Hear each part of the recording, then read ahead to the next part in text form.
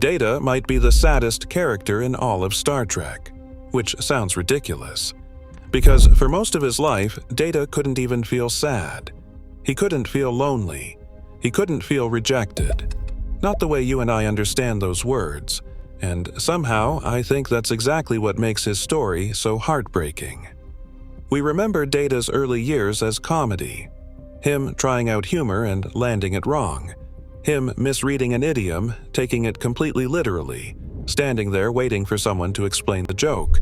Him asking Geordi or Riker some earnest, strange question about why humans do the things they do. We remember all of that as charming, endearing. But watch enough of those moments together, and they stop looking like jokes. They start looking like someone spending his entire existence studying a world he's allowed to live inside, but never fully experience. Grab a seat in 10 Forward. Let's talk about why Data might actually be the saddest character in Star Trek. He could learn almost anything, except this. Start with what Data can do. He calculates almost instantly. He can store and retrieve amounts of information no human mind could manage. He learns a technique, a skill, an entire field of study in the time it takes a human to read the syllabus. Now, put that next to the simplest human experiences. Humor, sarcasm, grief, love. The kind of intuition that makes no logical sense and works anyway. Data could understand the mathematics behind the birth of a star and still need someone to sit him down and explain why a joke was funny. Early on, the show plays that entirely for comedy, but there's something underneath it that isn't funny at all. Data isn't a machine that's simply unaware of what it lacks. He knows something is missing. He goes looking for it deliberately for years, the violin, the poetry, the paintings, the endless attempts to understand humor. Data's intelligence lets him understand that something is missing. It just can't give him the thing that's missing. And nowhere does that become more painful than with the one thing most people never have to build from scratch. Data wanted a family before he understood what family costs. Family, for Data, should have been simple. He has a father in Dr. Soong. He has a brother in Lore. Lore should have been the answer to everything. Someone like him. Someone who, in theory, understands what it actually is to be Data better than any human on that ship possibly could. What he gets instead is betrayal. Lore turns out to be manipulative, dangerous, eventually an active threat to the very people Data has spent years learning to care about. The one relationship that should have required no translation becomes the hardest one of all. The humans around Data cared about him, but they could never completely understand what it was like to be him, and the one person who actually could became his enemy. Then, Data created someone who called him Father, which is what makes what happens next matter so much. Data builds a daughter. Lal isn't an experiment to him. Watch how he treats her, and it's obvious this isn't research. This is fatherhood. For maybe the first time in his life, Data isn't studying humanity from the outside anymore.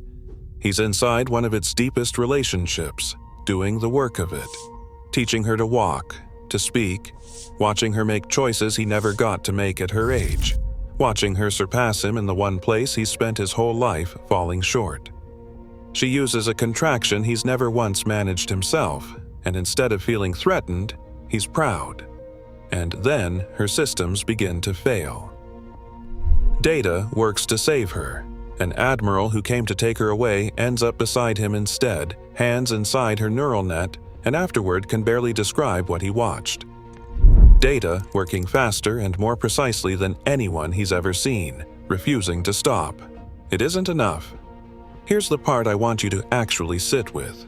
Data doesn't break down. He doesn't cry. He doesn't scream. He doesn't beg the universe for one more option. He just keeps working, methodically, until there's nothing left to try. And then he sits with his dying daughter and tells her he wishes he could feel what she's feeling.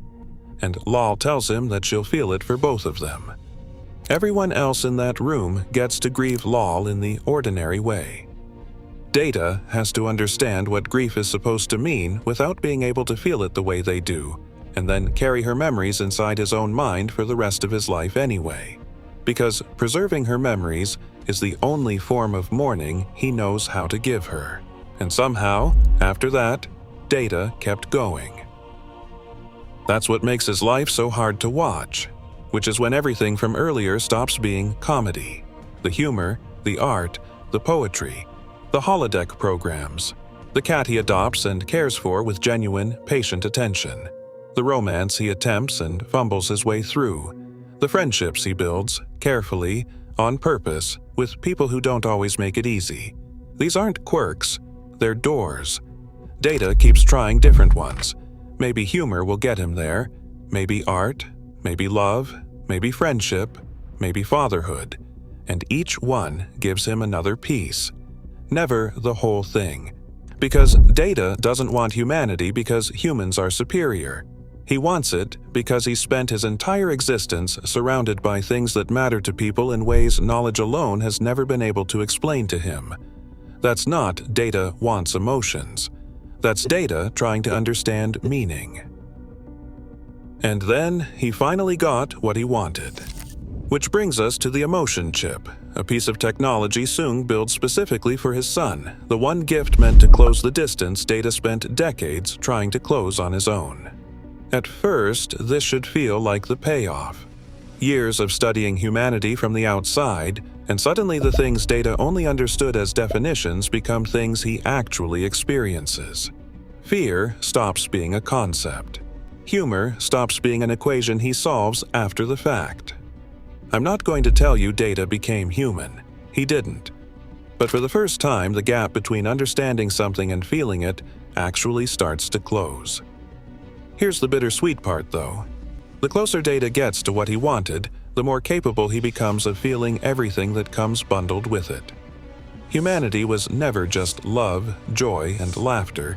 It was also fear, grief, regret. Data spent years wanting the human experience. Nobody ever told him he didn't get to choose which parts came attached. But maybe we've been wrong about Data the whole time. Here's a real objection worth taking seriously.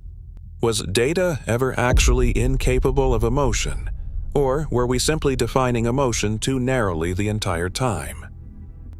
Look at what he actually does, long before any chip. His loyalty, his attachment to the people he calls friends, his patient, consistent care for a cat that offers him nothing measurable in return, his desperation to save his daughter, his decades-long, voluntary pursuit of a goal that costs him something every single time and never once seems to make him quit. I'm not going to claim Data secretly had emotions all along wrapped in silicon. That's too tidy, and it's not really the interesting question. The interesting question is why a supposedly emotionless machine kept making choices that looked so much like love. Maybe Data isn't sad because he lacks emotion. Maybe we're sad because we can see something in him that he could never quite name for himself. Then Data did the most human thing of all, which brings us to the moment that for years seemed to be the end of Data's story. Data sacrifices himself to save Picard and the Enterprise, gives up everything, without hesitation, in what appears to be the final act of his life. I don't want to spend this section on plot. I want to spend it on the choice. Because after decades spent asking, in 100 different ways, what does it mean to be human, when the answer finally actually mattered, Data didn't need to look it up. He didn't need another lesson. He didn't need Guinan or Picard or anyone else to explain sacrifice to him one more time. He chose someone else's life over his own. Data spent his entire life asking what it meant to be human, and when the answer finally mattered, he didn't explain it. He lived it. Maybe that's why Data's story hurts so much. You don't have to be an android to know what this feels like. Almost everyone has something like Data's search. Some quality other people seem to carry effortlessly while you're still working at it from the outside.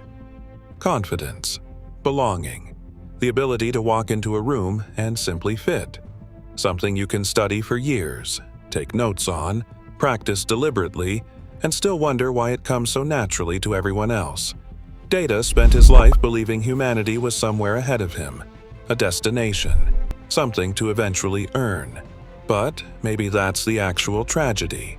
Because the qualities everyone around him valued most, his curiosity, his loyalty, his instinct to protect others, his willingness to sacrifice everything for the people he loved, were already there the entire time. He just couldn't see them the way everyone else could. Data's tragedy wasn't that he failed to become human. It's that he spent so much of his life believing he still had something left to prove. Maybe the saddest thing about Data is that everyone around him could see his humanity long before he ever could. Do you think Data needed emotions to be human, or had he already become something close to human without realizing it? There's always a seat for you in 10 Forward. See you in the next one.